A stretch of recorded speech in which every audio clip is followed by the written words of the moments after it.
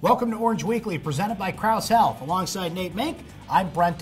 Coming up, the gauntlet begins for Syracuse after a little time off. What a schedule ahead for the Orange, and it starts with Louisville next week. We'll hear from Syracuse head coach Jim Boeheim and Syracuse Soundbites about that. Plus, Nate will give us a little football update here. Nice to see you talking some hoops with us here today, Nate. And we go back to Wednesday night's loss, Syracuse, NC State. Look, when you shoot 5 of 25 from three-point range, 11 of 22 from the free throw line, and 21 of 60 overall, you're not going to beat anybody on the road, at home, on the moon, anywhere. No, Brent, and you're going to run into these types of nights throughout the ACC schedule. That's sort of the nature of the beast. But the biggest concern, I think, for Syracuse the other night against North Carolina State was you didn't get anything from your big three. Tyus Battle didn't make any shots.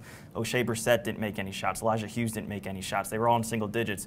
When those three scorers aren't scoring the basketball, you're going to have trouble winning games. You know, Tyus is just going to have nights like that. Defenses are really going to key in on him. O'Shea Brissett had 3 straight double-doubles. Prior to that game, I think he'll bounce back. The one I'm a little concerned about if I'm Syracuse is Elijah Hughes. In his last 6 games, he shot 27% from the field, and I think opposing defenses are really starting to pay more attention to him. And Nate, you know, this is a guy who really relies on that three-point shot, and when it's not working, he's kind of limited in what he can do for the Orange. Well, Syracuse, if we talk about their identity, I think over the course of this season, they've become a three-point shooting team, and Elijah is a big part of that. He's up around 37% on the season. He's got to make shots, and if he's not making shots, he's not great off the dribble, so he has trouble scoring in other ways.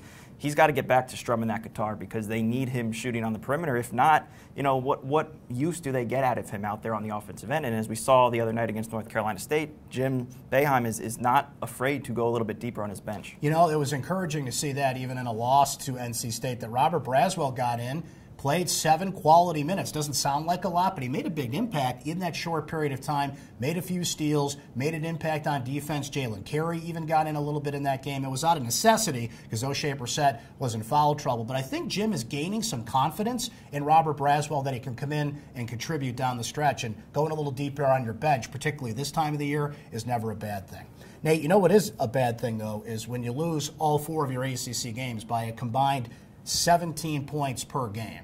How much does that really matter? It's kind of a mystery how the NCAA selection committee is going to view that. Well, I think there's a common parallel. I think they're getting blown out against teams that can guard them, their guards specifically. When Tyus is having trouble scoring or when Frank Howard is having trouble penetrating, that's when you start to see them struggle offensively, and in turn it's leaking into their defense, and that's where you're starting to get some of these big margins. But to answer your question, Brent, I don't know. I mean, we'll see come mid-March on Selection Sunday how much these losses matter, because what we've been told leading up to this point is that if you lose by 10 or more points, the committee might ding you more heavily than they have in years past. But as all things with the selection committee, you really don't know what they're going to do until they do it. And that gets into quality of opponent, too. And Syracuse has the best of the best coming up in the ACC. It's something that Jim Boeheim mentioned at his press conference following the Orange's loss to NC State. Let's take a listen. It's time for Syracuse Soundbites.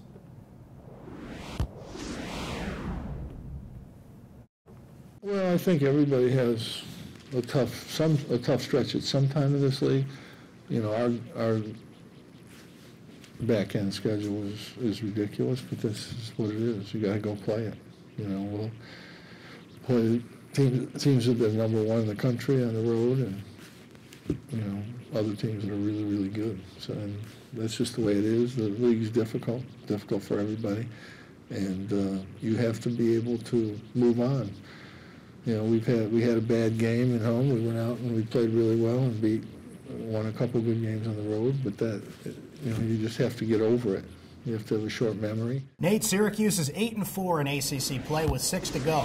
And what a 6-game stretch it is. You've got Louisville at the Carrier Dome, Duke at the Carrier Dome, visit North Carolina, at Wake Forest, a game Syracuse certainly should win. They're not a very good team this year. Virginia, who's a top 5 team, and Clemson, who is not an easy out for the Orange as well. So double-digit wins going into Charlotte in the ACC tournament should have you in pretty good shape, but it's going to be a rough road for the Orange to get there. Well, 10, Brent, like you mentioned, is the magic number, and they're at 8-4 right now. So if you need to get 2, you know, I think the 2 easiest games, so to speak, might be the road games at Wake Forest and at Clemson. But you have 3 at home, and you got to try to get a scalp at home if you can, because you're going to have that crowd behind you. I look at what you see coming up with Louisville. I think there's an opportunity to knock off the Cardinals. They blew a 23-point lead against Duke. Duke is you beat them down in Durham, but they're a little bit different beast with Trey Jones, and they're rocking and rolling on all cylinders right now. And Virginia, Brent, is a team that obviously is always at the top of the ACC, but Syracuse has had success against them in recent years, and if it's one of those games, I think that if they get hot shooting from the perimeter, they can scout Virginia, absolutely. Louisville is next, and I wonder how they're going to recover psychologically from that 23-point lead that they blew, and Duke came back to win that game amazing. There's not a lot of teams in college basketball that can do that. Duke is firmly at the top of that list. Well, while we have you here, Nate, we might as well talk a little football, right? How about Not it? too far away from spring ball. We're just coming off signing day. Football always in the air, right? Absolutely. March 3rd is the official start of spring practice, tentatively, but officially. Brent, if you're asking me what I'm watching for, obviously the big name to watch is Tommy DeVito. He's the presumed starter. He'll be taking over for Eric Dungy. You know, how he sort of just gets used to being the alpha male on that team and in that offense, I think is going to be fascinating to watch. But, you know, digging inside the numbers a little bit, the offensive line, I think, is the position that is really going to have a lot of attention on it. But I'll caution everyone and just say it is spring practice. At this time last year, Coda Martin was not on this roster.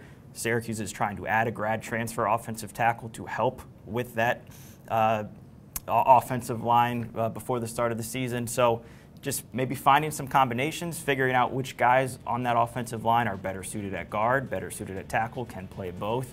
Finding which depth you can count on come September, I think, is going to be at the top of the list for Dino Babers and his staff. Nate, after you win 10 games, it's not just spring ball. I think people are going to be paying a little more attention this year. We'll have you covered here on syracuse.com. That's all for Orange Weekly this week. Thanks to Nate Mink for stepping in for Mike Waters. It's all been presented by Krause Health. We'll talk to you next time.